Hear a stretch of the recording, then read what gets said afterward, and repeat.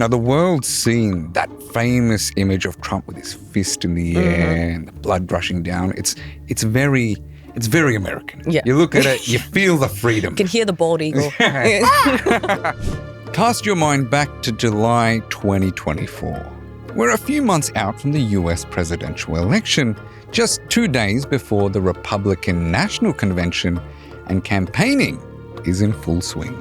Donald Trump loves a political rally, and today he's speaking at an open-air event in Butler, Pennsylvania. And I'm sure you know what happens next. Trump's speech is interrupted by a volley of gunshots. He instinctively touches his right ear and drops to the ground, where he is immediately swarmed by his security detail.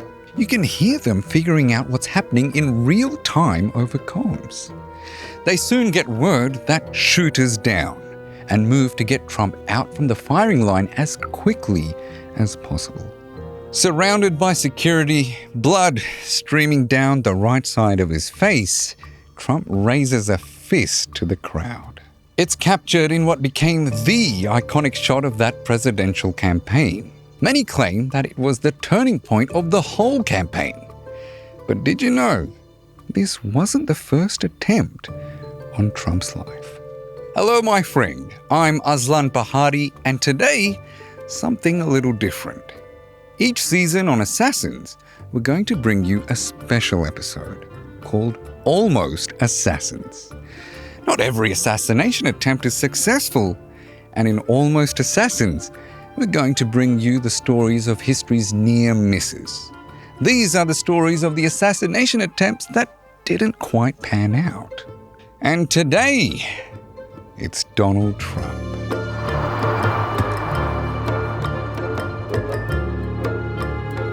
Now, to help us get to the bottom of this, we've got Assassins producer Hannah Joes. Hannah, welcome to the show.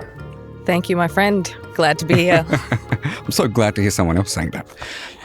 So, this assassination attempt has spawned a lot of iconic imagery. And it's also spawned a lot of conspiracy theories, right? Yeah, a ton. But I was surprised to learn that this wasn't the first attempt on his life. People don't even know that there have been, quite a lot of others. How many exactly are there? Well, it's a little difficult to say because it depends on how you kind of categorize it.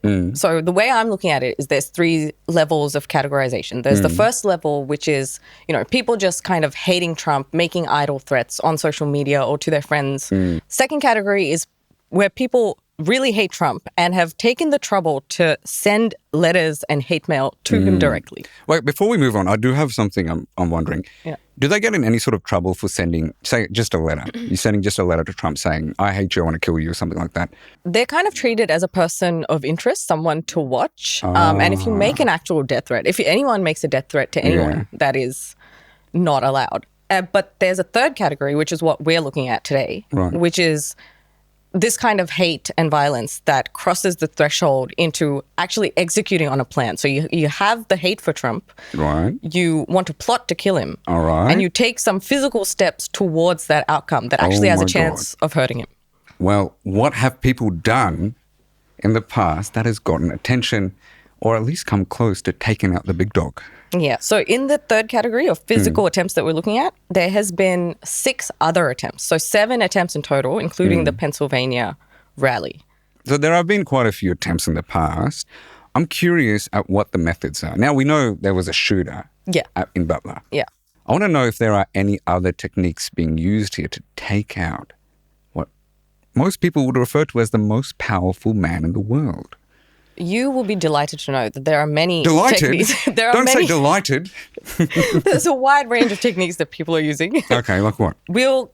Let's start with the least serious, first of all, which is like poison-laced hate mail. So someone puts some kind of toxin or poison in an envelope, sends it off to the president, right? There have been 2 attempts like this. Yeah. And what were they using, sorry? So they're using ricin. Ricin? Yeah, ricin. Like in Breaking Bad? Like in Breaking Bad, yes. Like when Walter tried to poison Jesse's girlfriend's son to make him make drugs with him again. That's right. The Very ricin complicated cigarette. story. But that's what he used. That's what he used. And that's only the most recent example of ricin, right? Like it used to be used by the KGB, back in Soviet times, and it was one of their poisons of choice. Basically, why ricin is used is it can cause death in as little as 3 days, and there is no antidote. So once you're infected, it takes a small amount to infect you, but once you're infected, that's it. Nobody knows how to save you. So that's why it's taken, pretty seriously. It's a pretty serious threat to send someone ricin. Right, so ricin has been used in the past by political figures to try and assassinate other political figures, and people have been trying to use it to try and assassinate Donald Trump. Why don't you tell us a little bit about each of these situations where ricin has been used? They're pretty interesting. The first guy to try this on Trump was back in 2018. He was... Oh, not long ago. Yeah. Oh, okay. He was William Allen, 39 years old. He was a former Utah Navy veteran, surprisingly. Oh, was he a Republican? We don't know. It's not very clear what his political affiliation was. What we do know is that he had a criminal record, including things like child neglect and attempted aggravated assault. So not new to the legal system. Right. And what he told police was that he did it because he wanted to send Trump a message. Okay, now he never told anyone what that message was, just a message. Maybe the message, I want you to die. Maybe that's the message. Wait, so just for some clarity here, his attempt included ricin in the envelope, right? Yes. So it was clearly just more than a message then, wasn't it? Well, it kind of depends on if you think these people believe that he's going to die from it or not. Because, even Obama got a few ricin letters here and there, but it's never been effective in that method in recent times. Makes me curious because, as I mentioned, they do bring up ricin in Breaking Bad and popular shows. What if these people are just being misled by pop culture or popular news? Not doing their research and they just jump straight into trying to kill the president. That's very possible. We won't know until we speak to them. But this guy in particular, he had a history of doing this. So he even told police that he had sent letters like this to Queen Elizabeth and Vladimir Putin. He'd sent a letter to the CIA under Obama, warning them to stop interfering with people's constitutional rights. So, he's got this wide range of ongoing political grievance, and that case is ongoing. So we don't know where that's going to land. Well, have there been any other situations where people have used ricin on Trump? Yes, there's been another. So this is the second one. Oh, okay. So this was fairly recently in 2020. It was a French Canadian dual citizen. Okay, so not even American. She was just in the US. Right. And she really, really hated Trump, like a lot. She had, it came out later that she had posted on social media that somebody needs to shoot Trump in the face.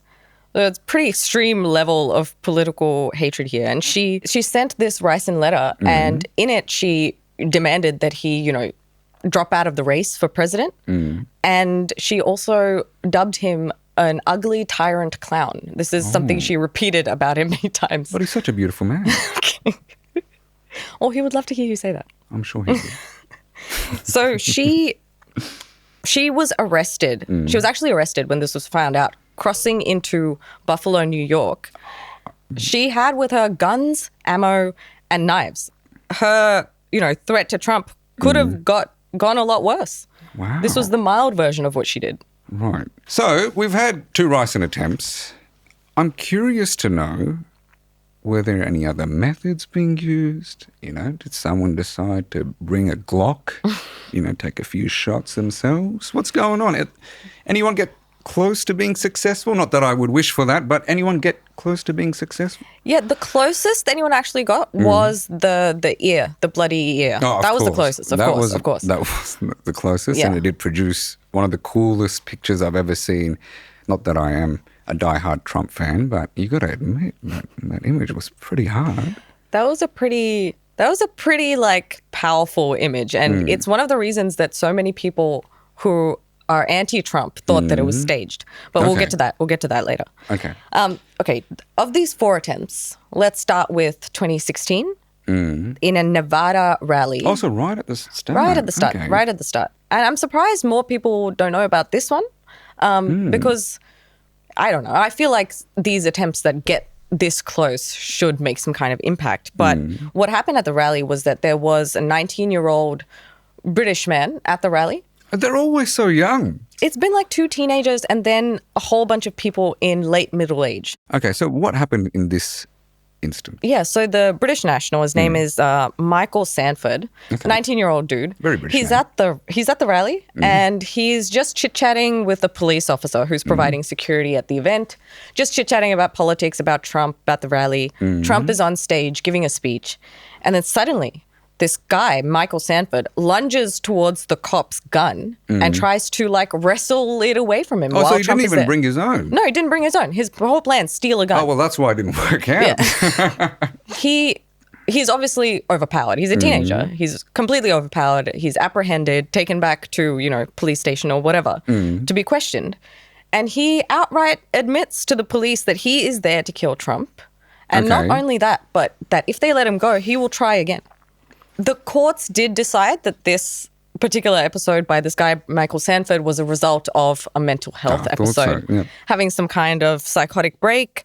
He'd been known around his school and in childhood as a quiet, kind of strange guy. And the judge was really sympathetic to his case, actually. So in the verdict, they said that, the judge said, oh, he's not an evil guy. He's not a sociopath like so many are.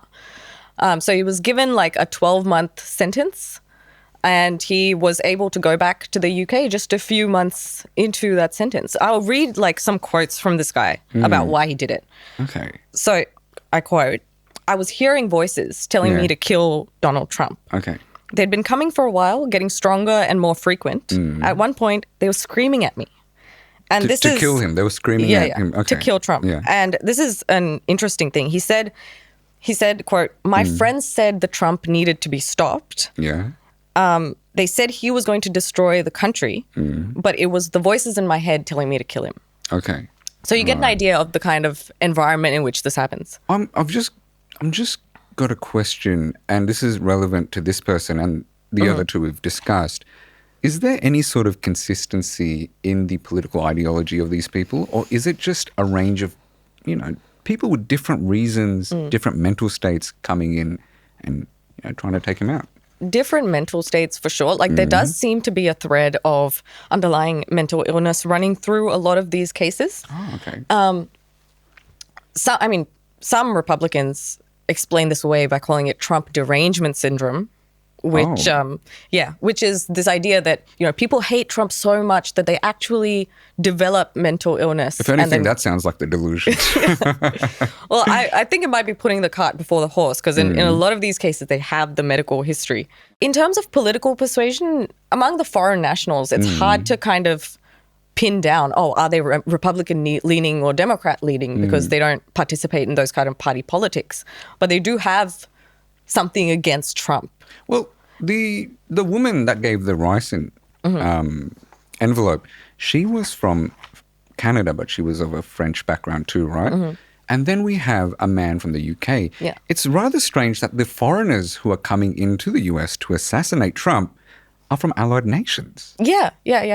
Wow, that's unusual. It is unusual. I haven't seen an explanation for that. Yeah, really. I feel like, say, if one of these people looked a little closer to me or you, it'd be a lot bigger story. It would be a bigger story globally. I imagine so. This was one of the comments because the Michael Sandford, the 19-year-old British guy, he had overstayed his visa, so he's there illegally. He's unemployed, living in his car. But, with all the illegal immigrant rhetoric, Trump just did not capitalize on that one at all.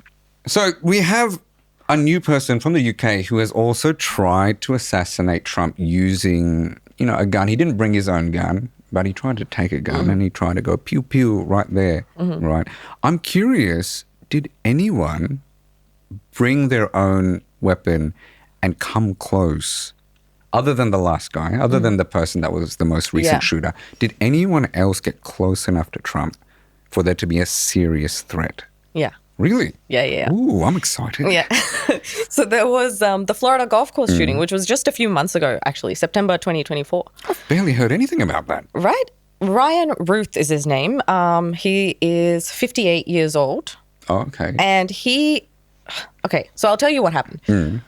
Trump was in Florida and he wanted to make an unscheduled stop to play golf at his own golf course. Of course, as Trump does. As he does. So Trump is playing his rounds of golf and Secret Service is going around the course doing their, security checks. Okay. And this guy, he's doing his check, he's around the perimeter, he comes across this, bunch of shrubbery or bushes, and he notices the muzzle of a rifle sticking out from the bushes. So, right. Sorry. I'm just imagining something hilarious. But so what you're saying is that there was just a bush, right? And a long sniper sticking out of the bush. Yeah, like the muzzle of a rifle. And the guy hiding in the bush acting like he's not there. That's hilarious to me. So this guy comes across this this rifle muzzle sticking out of the bush, and he obviously, fires on him. It's like, what the hell? Fires on him. The guy runs. Yeah. He's apprehended by Secret Service or police some time later. Yeah. But what they found was that he'd set up a full sniper nest in this bush. He was camping and sniper. Right. This reminds me of 2008 when I used to play COD and people used to just stick in the same room, same area for ages, just trying to snipe from there. I used to get so irritated. That is exactly what this guy did. He spent 12 hours near the golf course, just scoping it out, waiting for his opportunity. And my man Trump delivered. I was expecting you to say 40 minutes. No, 12 hours. Wow. He was this guy dedicated. Was committed. Yeah, this guy Super was committed. Okay. And his reasoning is interesting. There's no suggestion of mental illness here by authorities or by anyone who... What about political ideology? Well, this is the thing. He used to be a very staunch Trump supporter. So that was his pick in 2016, who he wanted to vote for. Yeah. And then what happened is just his ideology changed. By the next time he had to vote for him, he was like, that's not my man. And, he said, I'm man enough to admit I made a mistake. Any specifics to what exactly was pissing the guy off? Oh, yeah. He was very moved by the Russia-Ukraine war. So he was very upset by, Russia invading and attacking Ukraine. And he wanted to go fight on the front lines with Ukraine himself. He had tried to organize other people to go. So he's very motivated by this. And he's also, very upset by what Trump was doing in the Middle East, by the threats to the US from Russia and China. Super foreign policy focused, right? And this is a thing that many people like Trump for, his foreign policy. But Routh allegedly, completely changed his mind and just decided he needed to be taken out. Okay, so we've had Ricin. We've had that Florida golf course thing. I'm curious to know, what were the methods of the next few almost assassins on this episode of Almost Assassins? Okay, well, Aslan, let me answer your question with another question. Oh, God. You as the reigning assassinations expert. Who, me? Yeah. Oh, my God. What is the weirdest assassination method that you've heard of or come across? I've actually been looking at quite a few, believe it or not, writing a show on assassinations. But I recently heard something about a woman trying to take out a family with mushrooms. I don't know. Does that count? I mean, she tried to assassinate her husband or ex-husband now. Yeah. Right? Well, I mean, that is weird. All of Australia agrees. But it's not as weird as trying to assassinate someone with a forklift. That is what Gregory... Wait, a forklift as in what? The carrying... Yes. Oh, okay. A regular forklift. I was thinking there's some special gun with a nickname forklift or something. No. An actual forklift. Actual, okay. yellow construction forklift. Right. So this was when Trump, this was back in 2017, Trump was in North Dakota. He was there to spruik some tax legislation or something like that. And on that day, Mr. Gregory Liangang, I think I'm pronouncing that last name wrong, apologies, 42 years old. On this day, he is already in the middle of a crime spree and he decides it's time to add assassinate the president to the list. Oh. So he was already doing a bunch of other crimes and he was about to end the day and he was like, you know what? Yeah. I could add one more. He heard the president was in town. Oh. Could I get some insight into what these other crimes were? I'm a bit curious there. So he started off the day by starting 2 random fires. Then he went to the local Parks and Recreation Department and stole a truck. Abandoned the truck, made his way on foot to like some random oil refinery, trespassed onto that property, commandeered a forklift, and then tried to drive it out of the property. Wait, tried? As in he didn't succeed? He did not succeed. He had to abandon the forklift also. Can we just get clarity on how close this guy was to Trump? Was he just in some... He was in the same city. Okay, they were in the same city. So he obviously heard there was the motorcade in town. And when he was apprehended for trespassing and, trying to steal a forklift, he, again, just openly told the officers that he had wanted to get the forklift, find Trump's motorcade, find the presidential limo, and just overturn it, flip the thing. That was the plan. I thought you were going to say he was going to drive up to the car, pick it up and drive off. No. He intended to kill Trump in the car by flipping it. So anyway, the courts accepted that he was in the grip of a psychiatric episode also. Okay. So he had also been diagnosed early in life with bipolar and ADHD and had been on meds for a long time. So it might have been in like a manic episode or something like that. Yeah, something like that. And so his sentence was reduced to time served. Okay. And, a year of supervised release or something. And there's no indication that there was any kind of political angle here. It was just like a disturbed guy doing disturbed things. This doesn't even feel like an assassination attempt. It feels like an assassination dream. This man, he had aspirations. He just didn't have the method. Yeah, I think an underrated quality is like the ambition of a lot of these people. They really think they can make this happen. So we've had Ricin sent to Trump. We've had attempts at, getting guns in to try and shoot the guy. And now we've even had a forklift. I'm curious to know where this list is going and how much stranger it's going to get. So the guy who got closest to taking out Trump was a 19-year-old, Thomas Matthew Crooks. He lived just an hour away from when that rally was taking place. So he's a local fellow. And, so after he sniped at the president, he got off a bunch of shots. He killed somebody. He injured 2 others and then was eventually taken out by Secret Service himself on that rooftop. But there is still no known motive for him. It's kind of just a big mystery. So at the time of the assassination, he is a registered Republican. But, they dug into his past and found that, before he was old enough to vote, he also donated a small amount, like $15 or something, to Biden's presidential campaign. So it's very unclear what his politics are. The only suggestion of a mental health issue was that in the days before the assassination, he had apparently Googled symptoms of depressive episode or symptoms of depressive disorder. Yeah. So he might have thought he was having some kind of mental break, but, no other indication of that. His dad came out later and he was like, looking back, I thought he was acting erratically. But essentially he kept all his political views or this anger that he was holding very private, even from his family. He was kind of a loner at school. Like, he was in community college and he was also working at a nursing home. He was in community college for engineering and he'd graduated with high honors. Right. But, that's all the kind of detail we know about him. So how close did this guy actually get? Because I recall seeing that Trump was bleeding and that he did have his hand over his ear. So... yeah, tell us. Well, he got very close. It was a matter of inches, really. There are all kinds of conspiracy theories saying it's been staged and whatever. We'll get to that. But it came very close.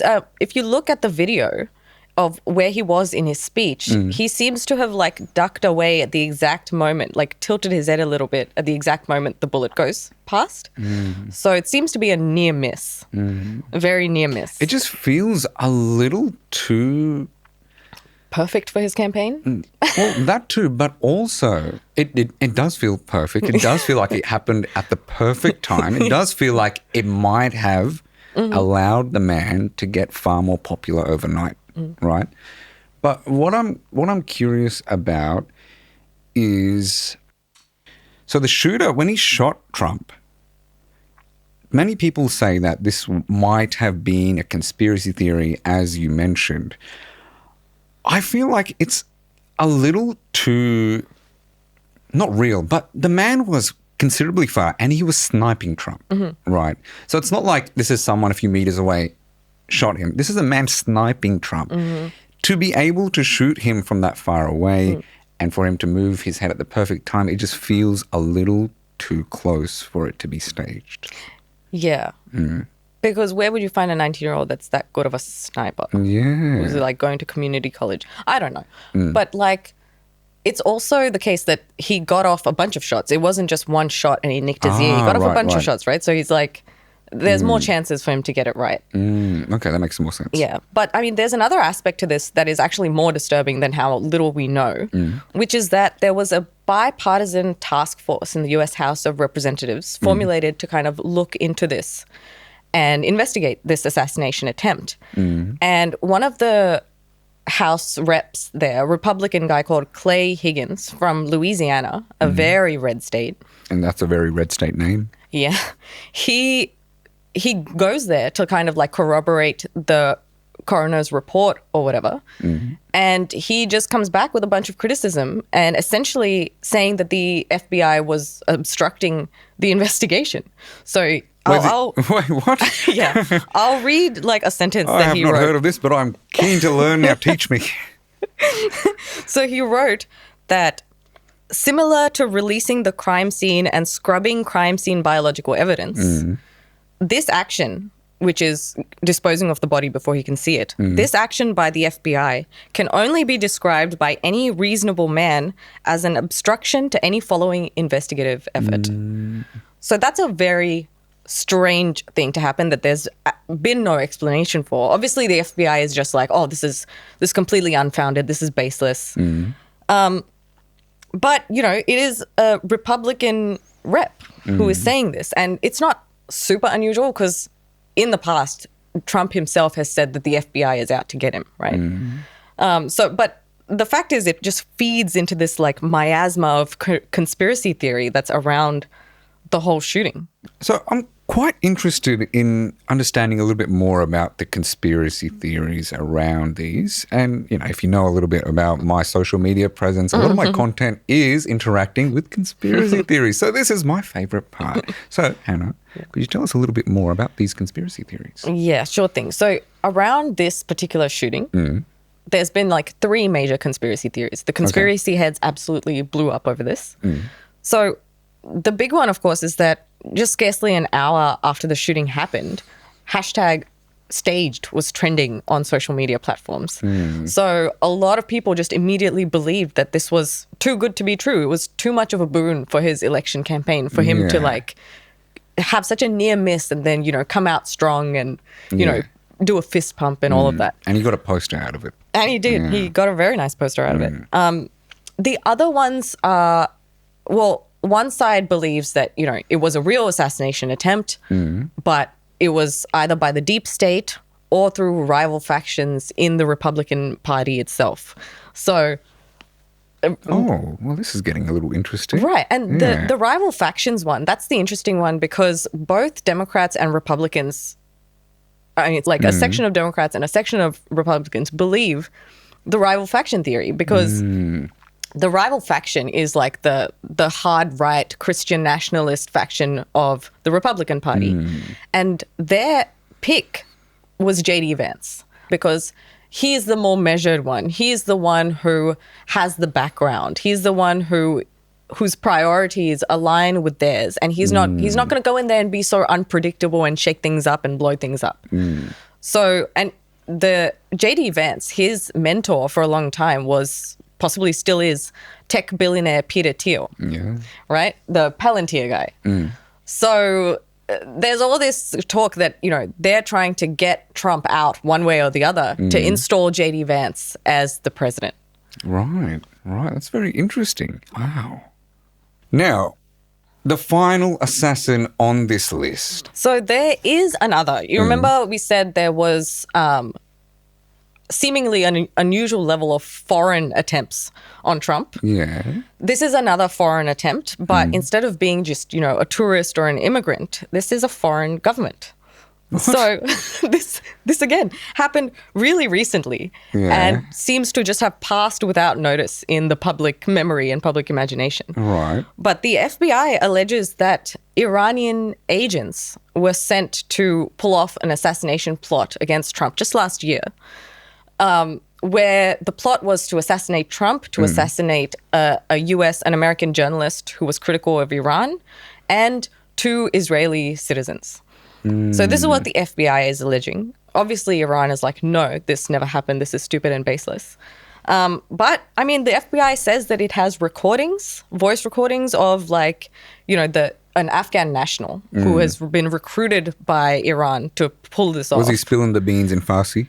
Well, I'm not sure about that. But they do have recordings, and they're like, you know, we heard Iranian people in Iran telling you that this is the plan and that you have to kill these people. And we also have evidence that money has changed hands. So this is a full hit that's going ahead. Wow. But of course, none of those plots got very far at all. What the FBI says is that it's part of this wider operation by Iran and their agents in the US. And, you know, it included 2 more people were arrested, Afghan national and 2 American citizens. And what the FBI says is there was this wide-ranging operation that Iran was doing, including orchestrating the killing of Israeli citizens in Sri Lanka. Oh. So really like this global getting close network. To home. Yeah. So that was the last one, really. Okay, so being the most powerful man, or at least considered by many as the most powerful man in the world, you're bound to have many assassination attempts, right? What I'm curious about is, are the number of assassination attempts on Trump higher, lower, or pretty consistent with previous presidents?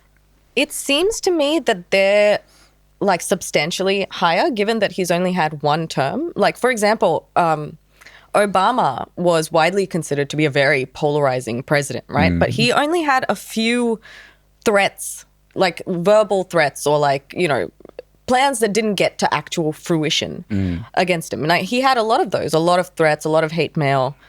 But few of them went as far as these ones against Trump seem to have gone.